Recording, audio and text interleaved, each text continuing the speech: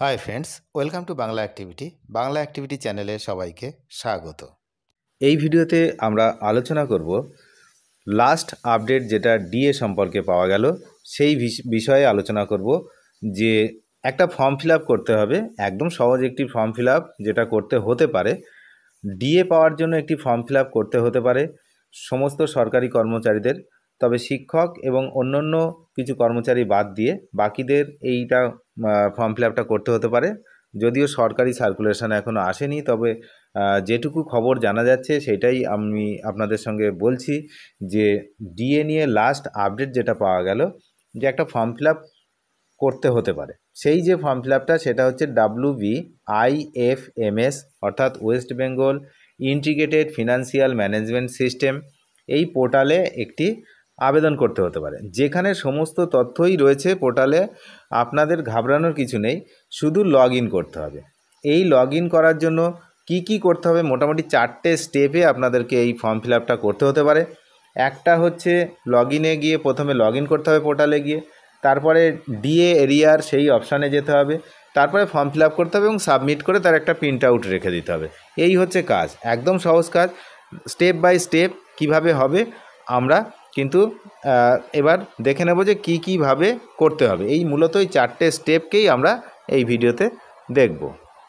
তবে আবারও বলছি যে শিক্ষক সহ অন্যান্য কর্মচারীরা যাদের বেতন অন্য প্রযুক্তির মাধ্যমে হয় তাদের ক্ষেত্রে এই প্রযুক্তিটিও আলাদা হতে পারে। তো সেটা কিন্তু হতে পারে সব, কিন্তু যখন আমরা অফিসিয়াল নোটিশ পাবো তখনই জানতে পারবো। আমরা সরাসরি কি পদ্ধতিতে এই আবেদনটি করতে হবে, ঘাবড়ানোর কিচ্ছু নেই, সেটা আমরা দেখে নেব। প্রথম ধাপ হচ্ছে WBIFMS পোর্টালে লগ ইন। কি না, প্রথমে আপনাকে West Bengal integrated financial management সিস্টেমে এর অফিসিয়াল ওয়েবসাইটে যেতে হবে। গিয়ে ওয়েবসাইটে গিয়ে ই সার্ভিস ফর এমপ্লয়িজ অপশানে ক্লিক করতে হবে। আপনার এমপ্লয়ি আইডি এবং পাসওয়ার্ড দিয়ে লগ ইন করুন। যদি পাসওয়ার্ড ভুলে গিয়ে থাকেন, ফরগেট পাসওয়ার্ড অপশানে গিয়ে তা সহজেই পুনরুদ্ধার করতে পারবেন, কোনো সমস্যার কিছু নেই। আর তারপরে তো যখন বেরোবে আমরা স্টেপ বাই স্টেপ দেখিয়ে দেব। 2 নম্বর হচ্ছে ডিএ এরিয়ার অপশানটি খুঁজে বার করুন। যদিও এই মুহূর্তে ডিএ এরিয়ার অপশানটি ওখানে নেই, ওই ওয়েবসাইটে গিয়ে আমি দেখলাম, ওই ওয়েবসাইটে ওই অপশানটি আসবে। যদি সেখানে আমাদেরকে এই ফর্ম ফিল আপটি করতে হয় তাহলে ওখানে ওই অপশানটি দিয়ে দেবে, ঘাবড়ানোর কিছু নেই। যেমন রোপা 2009 অপশানে HRA ডিক্লারেশনের মতো বিভিন্ন মডিউল দেখা যায়, ঠিক তেমনই একটি নতুন অপশান যেমন ডিএ এরিয়ার ক্লেম ফর্ম বা অ্যাপ্লাই ফর এরিয়ার ডিএ, এইরকম একটা নতুন অপশান যোগ হওয়ার সম্ভাবনা প্রবল। আপনাকে এই নতুন অপশানটিকে ক্লিক করতে হবে। যখন আসবে আমি ক্লিক করে দেখাবো। 3 নম্বর হচ্ছে ফর্ম পূরণ এবং যাচাই। এই ধাপে একটি অনলাইন ফর্ম আপনার সামনে খুলবে। যেহেতু এই পোর্টালে আপনার সমস্ত ব্যক্তিগত এবং চাকরি সংক্রান্ত তথ্য আগে থেকেই ডাটাবেসে সঞ্চিত আছে, তাই বেশিরভাগ তথ্যই স্বয়ংক্রিয়ভাবে পূরণ করা থাকবে, অটোমেটিক সব থাকবে। আপনাকে দেখে নিতে হবে যে ঠিকঠাক আছে কিনা। ব্যক্তিগত তথ্য যাচাই করতে হবে। এবার আপনার নাম, এমপ্লয়ি আইডি, পদ এবং কর্মরত দপ্তরের নাম ইত্যাদি সঠিকভাবে দেখাচ্ছে কিনা তা ভালো করে মিলিয়ে নিতে হবে।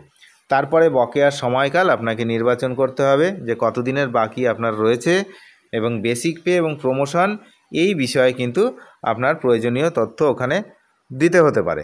তারপর লাস্ট যে অপশান সেটা হচ্ছে আপনাকে সাবমিট করতে হবে। সাবমিট করে তার একটা প্রিন্ট আউট নিয়ে নিজের কাছে রেখে দিতে হবে। এই হলো কাজ, একদম সহজ কাজ, অনলাইন কাজ মানে খুবই সহজ। এবং যখনই আসবে তখন আমরা সেটাকে স্টেপ বাই স্টেপ দেখিয়ে দেব। আপাতত ওখানে স্টেপ বাই স্টেপ দেখানোর মতো যা আছে তাতে এই যে অপশানগুলো নেই, সেই জন্য এখন স্টেপ বাই স্টেপ দেখালাম না। যখন আসবে তখন স্টেপ বাই স্টেপ দেখিয়ে দেবো। দয়া করে চ্যানেলটিকে সাবস্ক্রাইব করে সঙ্গে থাকবেন। অনেক ধন্যবাদ ভিডিওটি শেষ পর্যন্ত দেখার জন্য। ধন্যবাদ।